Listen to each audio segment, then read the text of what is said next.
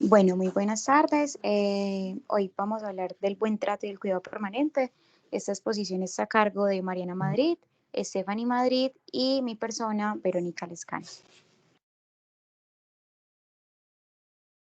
Listo, bueno. Entonces, empezamos con la parte de la crianza adultocentrista.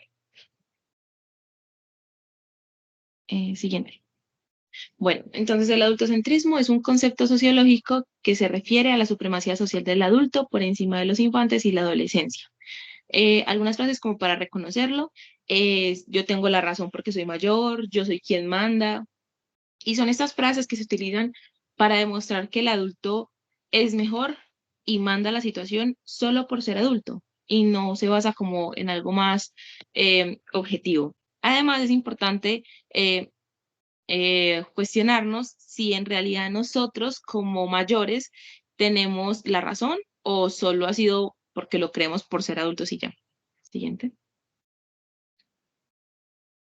Listo. La etimología, o sea, la raíz o sea, de dónde sale el significado de las palabras, específicamente de la palabra infancia, viene del latín y es de una raíz chiquitica que es infantia. Y eso se traduce como incapacidad de hablar. E infans, que es de la misma raíz, significa que no habla, lo que significa que le hemos dado a los niños el significado, valga la redundancia, en la historia de un ser que no habla, que no opina y que su opinión no es escuchada. Entonces, los hemos castigado a los niños y adolescentes incluso desde nuestro lenguaje. Siguiente. Bueno, otra frase que representa mucho el adultocentrismo es guarda silencio cuando cuando los adultos estén hablando. Y esta frase genera una representación y un mantenimiento de relaciones verticales, donde los adultos tienen autoridad sobre los niños y adolescentes. Y aunque la relación busca pues como esta autoridad, como este respeto, pues no genera una buena relación a la larga. Entonces, en vez de decir este tipo de frases como guarda silencio cuando los adultos estén hablando, sería mejor decir primero escucha y luego habla, porque esa es una manera, la manera correcta en la que un niño o un adolescente aprende que la forma de comunicarse es dejar que el otro hable para ellos hablar. Listo. Entonces acá la pregunta es, ¿el adultocentrismo busca hacer daño a las infancias? Y no, en realidad este concepto, pues se sabe que su finalidad es la protección y el orden de las infancias y adolescencias, o sea, es generar como socialmente, este orden de las diferentes comunidades, ¿cierto? Por medio de la autoridad. Solo que, aunque no busca hacer daño, se ha llevado de la manera incorrecta. Y es que, claro, a nadie le enseñan cómo educar. Entonces, esto es algo que se tiene que ir arreglando para que el adultocentrismo deje de ser algo tan tóxico para las infancias. Listo, elementos que mejorar la relación infancia-adultez. Listo, entonces. En este caso sería la comunicación efectiva, lo mismo que había dicho, hablar y es escuchar y después hablar, tanto para adultos como para niños. Las dinámicas interrelacionales equitativas, entonces es como ver que cada uno tiene necesidades diferentes y trabajar acorde a esto. El desarrollo de su autoestima y habilidades, permitir que hayan espacios donde se desarrollen esto en los niños y en los adolescentes. Y la participación directa del estudiante dentro de su proceso educativo. Esto va más que todo en los colegios, donde se le permita al niño como que tenga esta oportunidad de ser escuchado y de que su opinión sea tenida en cuenta. Bueno, y guiar pero no invalidar. Entonces es importante recalcar que a los niños hay que guiarlos, hay que enseñarles, pero no invalidar como su proceso y lo que sienten. Entonces, primero guiar a través del diálogo y la escucha, lo mismo, escuchar, después hablar y permitir que expresen sus opiniones, marcar los límites necesarios para infantes y adultos. Entonces es como, bueno, hasta aquí, esto es lo que tú puedes hacer, esto es lo que yo puedo hacer y hacerlo de forma respetuosa. Además, los niños también enseñan a los adultos, entonces es tener esto en cuenta, porque así como nosotros les enseñamos a ellos constantemente, ellos nos pueden enseñar muchas cosas a los adultos, entender que las opiniones y conductas de los niños no son una molestia, ellos no lloran porque te quieran molestar o no, o sea, su punto de llorar y de sus actitudes normalmente es porque necesitan algo y no saben cómo expresarlo en palabras. Entonces, normalmente lo hacen por medio del llanto, de las pataletas, entonces hay que enseñarles cómo hacerlo de mejor manera y entender que son personas nuevas en el mundo, son seres que no han aprendido nada del mundo y nosotros somos los encargados de enseñarles esto, entonces es importante tenerlo en cuenta. Ok. Bueno, entonces, pues ahorita, después de haber hablado de la crianza, bueno, adultocentrista, vamos a pasar a hablar sobre la crianza humanizada, que digamos que es una manera mucho más óptima de criar a los niños, que no resulta tan traumático para ellos. Y pues este fundamento de la crianza humanizada propone el trato de los niños como seres que son capaces de respetar las reglas y los límites cuando estos se les informan adecuadamente, cuando estas reglas se proponen de una manera clara en los ambientes correctos y pues no se utilizan digamos, castigos maltratadores cuando se rompen estas reglas. Entonces, pues primero dejar claro cuáles son esos castigos maltratadores. Los castigos maltratadores van a ser cualquier tipo de maltrato físico, sean golpes, pelas, aruñones, cachetadas, cualquier cosa que físicamente esté dañando al niño va a ser maltrato físico. El maltrato emocional, que va desde los insultos, desde las amenazas, desde los gritos. Todo esto pues también van a ser, bueno, castigos maltratadores para el niño. El trato negligente, dejar al niño sin comer, dejar al niño sin dormir, sin ir al colegio cuando se porta mal. El abandono, la regla del silencio, pues dejar de hablarle al niño, pues ignorarlo cuando se portó mal, pues también son tipos de castigos maltratadores. Y la explotación laboral o comercial, que pues va a ser cualquier tipo de trabajo, cualquier manera en la que se está ganando dinero, pues mediante el niño. Y pues las repercusiones que tienen estos castigos maltratadores, que van a ser las razones por las cuales no los vamos a aplicar, va a ser que a corto plazo, pues los niños van a desarrollar un miedo por sus cuidadores en vez de generar un respeto, y pues este miedo los va a alejar de su núcleo familiar, los va a alejar de sus cuidadores, y pues puede generar también problemas de confianza, puede generar problemas en el desarrollo del niño, y puede llevar a que los niños se aíslen y se desapeguen emocionalmente de sus cuidadores. Y a largo plazo, ya en la adultez, pues puede llevar a cambios en la personalidad, puede llevar a que estas personas pues se desarrollen con actitudes violentas, con actitudes pasivas, que ya no se sientan, digamos, tan motivados a la interacción social, pueden desarrollar también una baja autoestima, que ya no se sienten, digamos, tan queridos, tan válidos. Y pues también en algunos casos puede llevar a trastornos mentales, como puede ser la depresión, la ansiedad o el estrés postraumático.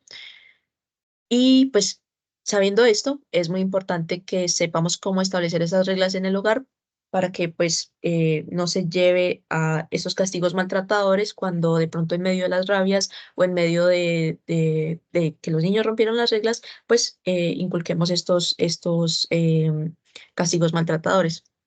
Entonces, pues es importante que las reglas en el hogar sean pocas y sean claras, que sean posibles de cumplir para el niño, entender que pues los niños no tienen las mismas capacidades de los adultos y que van a haber ciertas situaciones que van a dificultar más que al resto de las personas en su familia.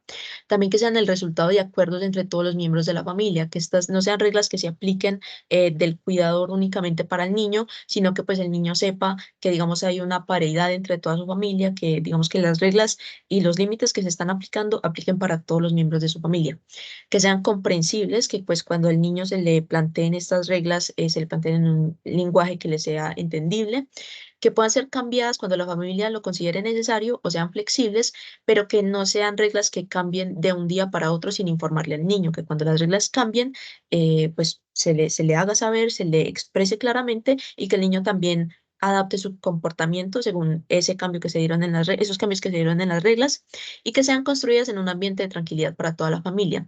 Y es muy importante también en estas reglas la repetición. Los niños, digamos, no tienen esta misma capacidad de memoria, esta misma capacidad de entendimiento que tenemos los adultos. Entonces, pues es muy importante en ellos que se estén repitiendo las reglas que ya se establecieron en casa, que ellos pues comprendan por completo pues cuáles son los límites que deben seguir y eso. Entonces, pues, en caso de que esto falle, en caso de que las reglas fueron claras, pero el niño igualmente pues rompió las reglas, pues vamos a ver cómo actuar para no llevar a esas situaciones de maltrato, esas situaciones de abuso en los niños. Entonces, pues primero es expresar disgusto con la voz, mostrando firmeza, evitando en todo momento gritar o golpear al niño. y poniéndonos a la misma altura del niño, que el niño no sienta, digamos, que esto es una relación vertical, como estábamos hablando ahorita, donde pues el adulto se está imponiendo sobre él, sino que entienda que pues es, digamos, una conversación en la cual ambas partes quieren evitar esa, digamos, esa ruptura de las reglas o esos comportamientos que no son tan aptos en el niño. Y pues es muy importante que tengamos la costumbre de reprender a los niños, incluso cuando estos no hablan, cuando ellos están muy chiquitos, porque incluso en estas edades tempranas los niños van a ser capaces de identificar el disgusto en las voces de sus cuidadores y relacionarlo con la actividad que están haciendo. Entonces, pues si se va a regañar al niño porque nos está tirando la comida, así el niño no hable, el niño va a relacionar eso que él está haciendo con la voz de disgusto de sus padres y probablemente pues lo va a dejar de hacer con el tiempo y con la repetición. Y pues también es importante que tengamos en cuenta ciertas reglas al momento de castigar, de reprender a los niños. Primero es no castigar al niño en medio de una situación de enojo, así pues estemos muy disgustados porque el niño rompió una regla, porque el niño se está comportando mal. Digamos, no utilizar este enojo, esta rabia, pues contra el niño, porque pues esto va a probablemente a terminar en situaciones de maltrato físico o en otras situaciones de maltrato infantil. Entonces, pues evitar esto a toda costa, tratar de retirarnos del lugar en el que está el niño, tratar de respirar profundo antes de imponer algún castigo. Pues también es importante que se le pregunte al niño y se le escuchen los motivos que lo llevaron a romper la regla en caso de que pues ya se le haya repetido constantemente, en caso de que sepamos que es algo que el niño tiene claro, pero aún está escogiendo romper esa regla, probablemente sea no porque el niño lo esté haciendo de manera desafiante, sino porque hay alguna situación que le está impidiendo, digamos, comportarse de la manera en la que se esperaría. También se le debe explicar al niño que hizo mal porque no es adecuado que él realice las cosas como las esté haciendo, porque probablemente eso sea lo que está haciendo que el niño no, bueno, que el niño esté rompiendo esa regla, que él no entiende exactamente por qué es que la debe estar siguiendo. Entonces, pues explicarle que hizo mal y explicarle por qué no lo debe seguir haciendo. También que el castigo debe darse lo más pronto posible al evento y no se debe castigar de una vez más más de una vez por la misma cosa, porque esto pues puede resultar confuso para el niño, él puede no saber por qué se le está castigando, entonces pues esto va a llevar otra vez al miedo, a la confusión, y eso es lo que no se debe, digamos, generar en la crianza humanizante. Y por último, que el castigo no debe estar relacionado a situaciones negligentes para el niño, que los niños no se deben amarrar, los niños no se les debe pues dejar de alimentar, dejar bueno, negarles ir al colegio, negarles dormir, porque pues están rompiendo las reglas dentro del hogar. Esto pues también sería trato negligente y sería un tipo de maltrato en el niño. Entonces, pues también hablamos de cómo manejar las pataletas en caso de que pues esta sea la respuesta del niño cuando pues se le está castigando, se le está reprendiendo. Y pues tenemos que, es importante entender que las pataletas son desbordamientos emocionales por una necesidad o gusto que no fue satisfecho en el niño, que para el niño van a ser muy difíciles de controlar, que pues van a ser algo casi involuntario en ellos y que para su manejo va a ser muy importante que nosotros lleguemos a la raíz de ese disgusto, que diferenciemos si es el disgusto se presentó porque al niño no se le está, digamos, satisfaciendo una necesidad o no se le está satisfaciendo un gusto, que pues van a ser cosas muy diferentes. Es muy diferente que el niño esté haciendo una pataleta porque no se le ha dado de comer o que el niño esté haciendo una pataleta porque no se le compró un juguete, pues pasan a ser situaciones muy diferentes y que pues debemos abordar de una manera diferente como cuidadores. También es importante que los cuidadores no dejen desbordar pues sus emociones cuando estén castigando a los niños, ya que esto pues también puede llevar a situaciones de maltrato y que en la medida de lo posible no se cedan ante las pataletas para evitar que se vuelvan un método manipulador, que el niño no pues asocie que si hace la pataleta pues se le va a empezar a dar todo lo que él pida, porque pues esto también puede llevar a que pues el niño recurra a estas pataletas más frecuente cada vez que no se le satisfaga un gusto que tenga. Entonces, pues algo que hay que tener claro es que aunque es difícil manejar las pataletas, podemos aprender a prevenirlas.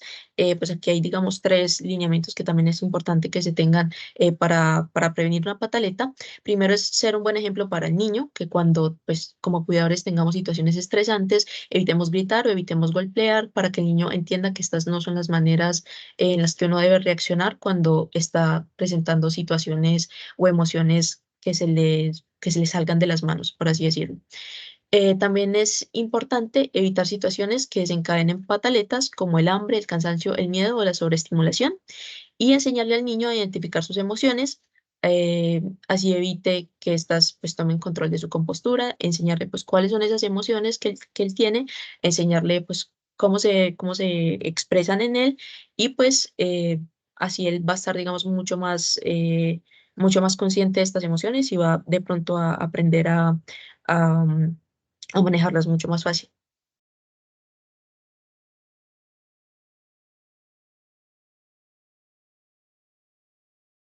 Bueno, teniendo en cuenta esta crianza humanizada, debemos de tener como presentes ciertas metas dentro de la crianza o el desarrollo infantil. Por favor.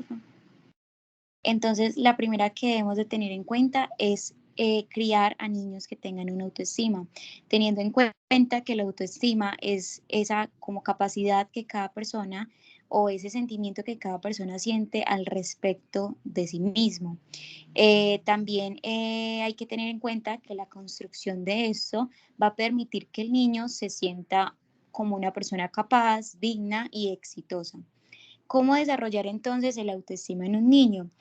Lo primero es desarrollar el sentido de responsabilidad y darle a él la oportunidad para elegir y tomar decisiones. Esto va a hacer que el niño se sienta, lo que hablábamos ahorita, se sienta capaz de cumplir con ciertas obligaciones, capaz de tomar decisiones y digno además de encargarse de ciertas actividades o ciertas responsabilidades. Otro punto que debemos de tener en cuenta es hacer una retroalimentación positiva en el niño. ¿A qué nos referimos con esta retroalimentación positiva? Con esto hacemos referencia a que es importante que los padres o las personas que están en el entorno del niño se encarguen de siempre resaltar las cosas positivas que ha hecho el niño. Por ejemplo, en esas responsabilidades que toma, es importante aplaudirles y recordarles el buen trabajo que están haciendo. No solo se trata como, o más bien no se trata de premiarlos con cosas por sus actos buenos, sino de recordarles y felicitarlos por eso. Otro punto importante es establecer la autodisciplina. La autoestima va a permitir que además de que ellos se sientan capaces, va a permitir que ellos también tengan como ese sentido de autodisciplina consigo mismos y esto va a permitir también que se sientan exitosos en todo lo que hagan.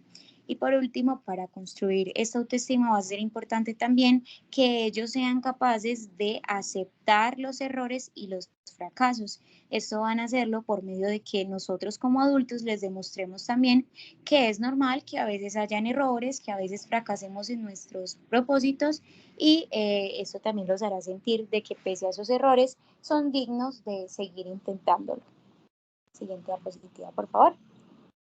Entonces, es muy importante ese punto de la autoestima porque se ha visto en diferentes estudios que la baja autoestima está muy relacionada frecuentemente con tendencias psicológicas como trastornos depresivos, incluso con conductas alimentarias que no son adecuadas o también con la ansiedad. Entonces, lo que debemos de hacer es principalmente valorar lo que el niño hace, felicitar los pequeños y grandes avances que él hace durante sus responsabilidades y actividades diarias y muy importante que se reafirme lo orgulloso o orgullosa que se siente por los actos que está haciendo el niño, que él vea que verdaderamente lo que él está haciendo, bueno, es retribuido de cierta manera con la felicidad y las felicitaciones de su padre. Y lo que no debemos de hacer nunca es ridiculizar, humillar, culpar, ignorar o atemorizar a los niños cuando ellos nos cuentan como sus sentimientos, las cosas que quieren hacer y todo esto. Siguiente. Lo otro que debemos de desarrollar en los niños es la autonomía, que va a ser esta capacidad del niño de valerse por sí mismo, de ser capaz de emprender sus propias acciones, de tomar sus propias decisiones y eso va a permitir también que ellos puedan satisfacer sus propias necesidades. Hay que tener muy en cuenta, muy presente durante el desarrollo de la autonomía, que este va a ser un proceso, esta capacidad para desarrollarla va a ser un proceso muy lento y que va a requerir mucho el ejemplo del adulto.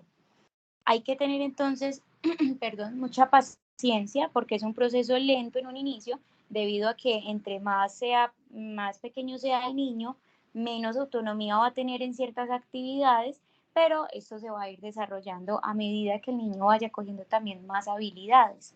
También hay que tener presente que, como les mencionaba hace un momento, que esa autonomía ellos también la van a ver desde el ejemplo del adulto. Entonces es muy importante que como adultos siempre seamos un ejemplo para ellos.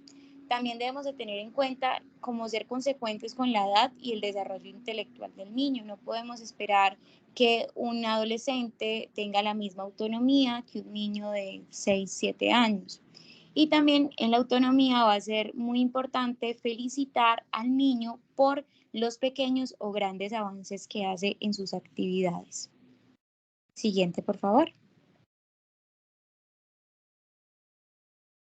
También va a ser muy importante desarrollar la creatividad. Esta es como la capacidad que una persona tiene para conseguir, reforzar, seguir y reforzar y responder ante diferentes situaciones. No es solamente como esa creatividad en la parte artística, de que ellos dibujen, canten, sino también la creatividad para ellos poder responder ante las situaciones que se les presenten en la vida.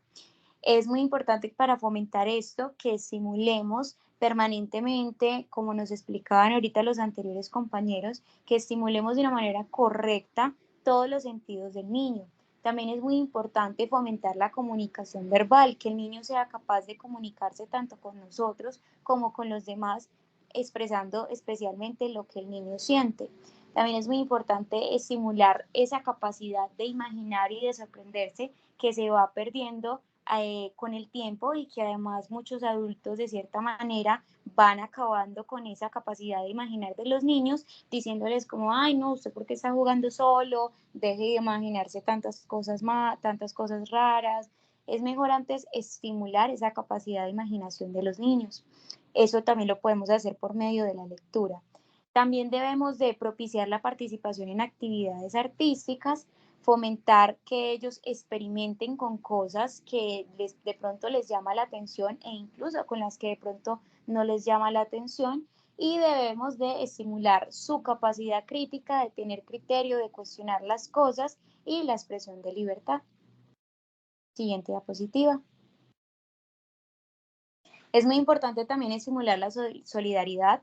En esta vamos a hacer como el principal ejemplo del niño, porque los más pequeños no van a entender cuando nosotros les expliquemos qué es la solidaridad con palabras. Entonces aquí va a ser esencial que nosotros como adultos demos ejemplo de qué es esa solidaridad, y que cuando ellos cometan actos solidarios, nosotros los aplaudamos, los felicitemos por eso, y que le recordemos como, mira, eso que acabas de hacer es un acto de solidaridad. Es muy importante también que ellos vean que nosotros actuamos desde el amor y que respetamos a los demás. Siguiente diapositiva. También es muy importante en ellos dar este sentido de resiliencia, cultivar esta capacidad que es la que nos ayuda a asumir las diferentes situaciones que nos pasan en la vida, y como a sobreponernos pese a lo difícil que éstas sean. Entonces es muy importante que para estimular esta capacidad en los niños, siempre ofrezcamos y expresemos el amor que tenemos por ellos de la manera que más les guste, que más les guste al niño, sea por medio de actos de amor, o sea por medio de palabras, de abrazos, de muestras de cariño. Y esto, al ser incondicional, el niño va a poder él mismo sacar la conclusión de que pese a las dificultades que pueda tener en su vida, siempre va a contar con ese apoyo y con ese amor de parte de sus padres. También es muy importante enseñarles técnicas que les ayuden a calmarse, que les ayuden a manejar sus tristezas, de pronto a veces su desesperación, porque con esto ellos van a poder entender un poco más que a veces hay sentimientos que nos agobian, pero que tenemos que sobreponernos a esas situaciones. Y nosotros como adultos también debemos de aprender estas técnicas, porque a veces nosotros también nos dejamos llevar del sentimiento que tenemos en ese momento. También es muy importante estimular todas las actitudes apropiadas, indicándole al niño cuáles son buenas, cuáles actitudes son buenas y cuáles son malas. Es muy importante también conversar con ellos sobre los problemas que ellos tienen, sobre sus sentimientos, sobre sus ideas. Y también es muy importante ofrecerle alternativas para ciertas actitudes que ellos pueden tener en ciertos momentos. Entonces, de pronto que mamá y papá no pudieron comprarle un juguete al niño y la actitud que el niño tomó ante esa situación, su tristeza, fue ponerse a llorar y hacer una pataleta. Debemos de ofrecerle una alternativa al niño para que él pueda entender que simplemente hay veces que debemos de sobreponernos a la situación pese a que no sea lo que nos gusta. Entonces, acercarnos a él y como decirle, ven, mi amor, entiéndenos, ven mejor, no te podemos dar esto, pero entonces ven, hagamos tal cosa, juguemos con esto otro, etc. Y por último, siguiente diapositiva, tenemos la salud y la felicidad. Pasa por la diapositiva. La salud y la felicidad, que estas van a ser como las más importantes e incluso van mucho de la mano, porque primero debemos de brindarle todas las condiciones para que el niño esté sano física y mentalmente. Esto no solamente se trata de que el niño vaya al médico, así sea revisado por los médicos, no esté constantemente con gripas, sino de que verdaderamente el niño esté en un ambiente sano, sano para su parte física y también sano para su parte mental. Entonces debemos de propiciar ambientes agradables y que sean sanos para el niño, para que él también tenga esos espacios de juego, que nosotros también podamos dedicarle cierto tiempo para jugar con ellos, para compartir con ellos, para demostrarles nuestro amor, y esto va a fomentar toda esa salud y toda esa felicidad. Por último, quisiéramos eh, relacionar un poco lo que anteriormente vimos del maltrato y profundizarlo un poco más. Entonces, lo primero que debemos de saber es qué es considerado como maltrato. Entonces, todo maltrato es considerado que cuando una persona, en este caso que debería pues de cuidar de un niño, le causa algún daño. Ese puede ser tanto físico como emocional. Entonces, el que todo mundo pues conocemos y es más común del que se habla es el maltrato físico. Es ese maltrato que ocurre cuando se daña el cuerpo del niño. Por ejemplo, cuando pegamos fuerte con la mano, con un objeto, tal vez cuando le pegamos con una correa, y le dejamos moretones, o sea, morados, o los cortamos, o les causamos dolor, incluso cuando hay padres que sacuden a sus hijos, los empujan, le dan puñetazos, todo esto se considera maltrato físico, por más de que ese padre o madre tenga el pensamiento de que con eso está corrigiendo a su hijo, como vimos en la crianza humanizada, no es lo correcto. También existe como maltrato el abuso sexual. Y este no solamente es el abuso sexual como pensado en algo de que algún adulto abuse de ese niño, sino también cuando como adultos cometemos el error de hablar de ciertos asuntos sexuales que un niño no debería de por qué tener conocimiento. Esto también es un abuso sexual porque estamos teniendo una conversación frente a un niño de temas que él no debería de por qué saber, que no debería de por qué tener conocimiento. Otro tipo de maltrato es la negligencia. Esa negligencia consiste en que nosotros como adultos no le demos lo que es necesario a ese niño para cuidarlo. Es decir, no proporcionarle comida, un buen hogar, ropa, cuidados médicos, que el niño esté supervisado, que no le demos atención e incluso que no le demos amor. Otro tipo de maltrato es el maltrato emocional o el maltrato psicológico, y este ocurre cuando los adultos que cuidan de un niño lo critican constantemente, lo amenazan, lo denigran, lo rechazan, ridiculizan sus sentimientos, sus pensamientos, no le muestran amor y hacen que el niño se sienta como alguien despreciable o que incluso él se sienta mal consigo mismo. Y otro tipo de maltrato es el abuso de sustancias. No se trata de que pongamos al niño a consumir sustancias, sino más bien de cuando nosotros como adultos hacemos uso de drogas o por ejemplo incluso también el alcohol y el cigarrillo, que también son de cierta manera unas drogas, y lo hacemos frente a los niños. Por ejemplo, con el cigarrillo debemos de tener en cuenta que estamos no solamente haciendo una contaminación hacia nosotros o un daño hacia nosotros mismos como consumidores, sino que lo estamos haciendo también hacia el niño, porque el niño también estaría respirando ese aire contaminado. Siguiente diapositiva, porfa. ¿Cómo identificar entonces a un niño maltratado? Lo vamos a notar mucho si es un tipo de maltrato físico porque el niño va a tener ciertas heridas, él va a intentar explicar por qué se hizo esa herida, pero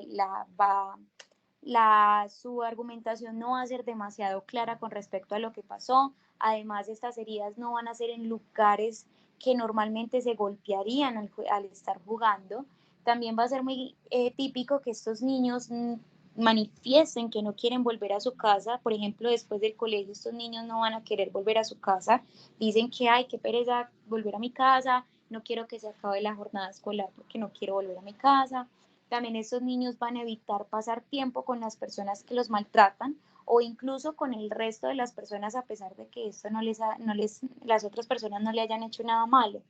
También vamos a ver muy tristemente signos de depresión y ansiedad en el niño. Vamos a ver que el niño pierde su gusto por jugar, por compartir con otros niños, por aprender. También vamos a ver muchos signos de trauma emocional como el miedo constante, el enfado o los problemas para relacionarse con los demás y para confiar en los otros. Siguiente, por favor. Y por último, tenemos como las consecuencias del maltrato infantil y por lo cual debemos de evitarlo. Entonces, generalmente hay que tener en cuenta que los daños que se generan por el maltrato infantil, más allá de ser físicos, las lesiones físicas en algún momento se curan, se van, lo que quedan son los daños emocionales o los traumas psicológicos. Estos son los que van a durar más tiempo, los que van a tardar mucho más en curarse y los que muchas veces pasamos por alto. Entonces, una de las consecuencias es obviamente pues estas lesiones físicas, cuando ya el maltrato es muy fuerte, vamos a encontrar incluso traumatismos en su cabeza, van a causar incluso discapacidades o pueden llevar incluso a la muerte dependiendo de los golpes que se le generen al niño. Y ya en la parte emocional y pues psicológica vamos a encontrar niños con un estrés postraumático, que es que los niños quedan con el temor, con el miedo constante por lo que viven y entonces a veces cualquier cosa que suceda a su alrededor los va a asustar, como incluso el sonido de una moto, el pito de un carro, todo lo que esté relacionado como a algo que pasó durante el suceso de que el niño lo maltrataban, se vuelve en algo que el niño va a relacionar como con ese proceso de maltrato. También vamos a ver en el niño ansiedad, depresión, también vamos a ver de pronto una disminución del rendimiento académico y de su capacidad cognitiva. Vamos a ver que el niño ya de pronto en su desarrollo intelectual no está siendo igual a como lo era antes. Y si se trata de un abuso sexual, podemos ver también infecciones de transmisión sexual. Eso sería todo. Muchas gracias por su atención.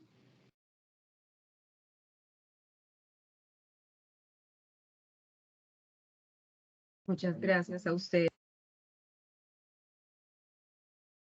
Bueno, en vista pues de que ya nos pasamos un poquito del tiempo,